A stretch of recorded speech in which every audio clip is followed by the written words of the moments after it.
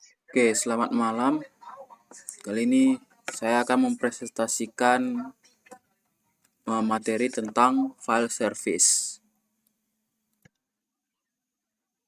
Eh, Sebelumnya perkenalkan, nama saya Dharma Baktis Tumorang, NPM 2012-0087, kelas SIP 2001. Pendahuluan. Kapan muncul file service? Itu file service. Kapan muncul file service? File server pertama kali didevelop pada tahun 1970 dan Sun NFS atau Network File System menjadi DFS pertama yang banyak digunakan setelah awal pemunculannya di tahun 1985. DFS yang terkenal selain NFS adalah AFS, Andrew File System, dan CIFS, Common Internet File System. Itu file service. File system terdistribusi atau Distributed File System, disingkat DFS, adalah file system yang mendukung sharing files dan resource dalam bentuk penyimpanan persisten di sebuah network.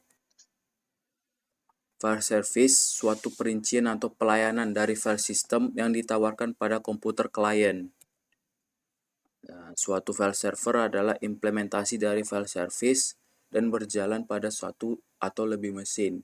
File itu sendiri berisi dari nama, data, dan atribut file seperti kepemilikan file, ukuran, waktu pembuatan, dan hak akses file.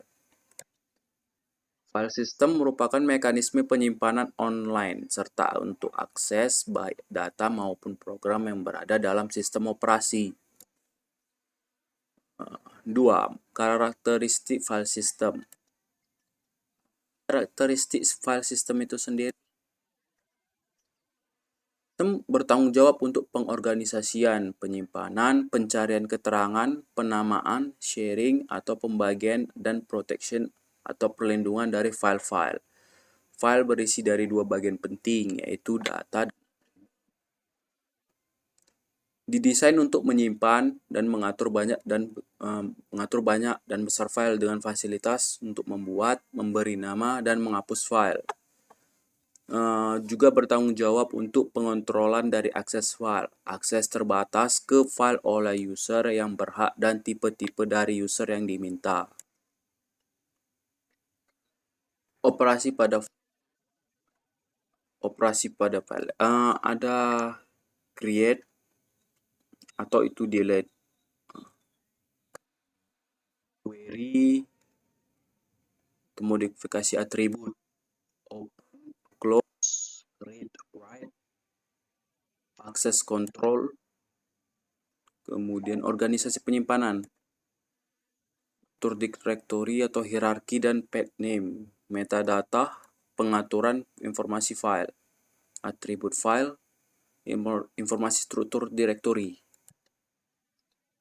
Atribut yang terdapat dalam sebuah file. Ada nama, tipe, lokasi, proteksi, waktu, tanggal identifikasi, dan ukuran size. Nama itu merupakan satu-satunya informasi yang tetap dalam bentuk yang bisa dibaca oleh manusia. 2. Tipe dibutuhkan untuk sistem yang mendukung beberapa tipe berbeda.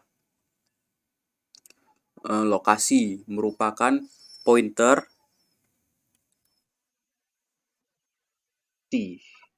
itu merupakan pointer atau penunjuk ke device dan lokasi file pada device tersebut berada. Ukuran atau size, ukuran file pada saat itu, baik dalam byte, huruf ataupun blok.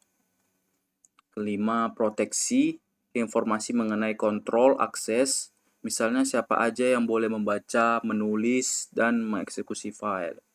Yang terakhir, waktu, tanggal, dan identifikasi pengguna. Informasi ini biasanya disimpan untuk pembuatan file, modifikasi terakhir yang dilakukan pada file, penggunaan terakhir file. Lanjut ke struktur file system. Apa aja struktur yang terdapat dalam sebuah file system? Modul directory, modul file, modul access control, modul block, dan modul perangkat, serta modul akses file. Modul directory itu menghubungkan nama file dengan ID file. Modul file menghubungkan ID dengan file tertentu. Modul access control memeriksa permission untuk operasi yang diminta. Modul akses file itu read atau write data file atau atribut. Modul block akses dan alokasi blok disk. Modul perangkat disk input atau output dan buffering. Kebutuhan file system terdistribusi. Apa kebutuhan yang diperlukan? Ada transparansi. 2. Ada concurrent file update. File replication. 4. Ada hardware and operating system. 5. Fault tolerance. 6. Konsistensi. 7. Security. 8. Efisiensi. Transparansi yaitu keseimbangan antara fleksibilitas dan skalabilitas terhadap kompleksitas dan performansi dalam desain. Concurrent file update, perbaruan file serentak bersamaan antara file, server, dan klien. Kebanyakan arah sistem mengikuti standar Unix dalam memberikan pelayanan advisory atau mandatory file atau record file level locking. File replication, replikasi dapat untuk share load, untuk mempertinggi fault tolerance, dan untuk mempertinggi scalability. Kebanyakan sistem yang ada dapat melayani caching dengan replication terbatas. Sebagian dapat melayani full replication. Yang hardware and operation system, heterogenitas atau kesamaan adalah kebutuhan yang sangat penting dalam melayani keterbukaan. Fault tolerance itu yaitu service harus terus-menerus beroperasi walaupun terjadi kesalahan atau error pada klien ataupun server. 6. Konsistensi. 7. Security. Semua sistem melayani mekanisme akses kontrol berbasiskan daftar akses kontrol atau akses control list.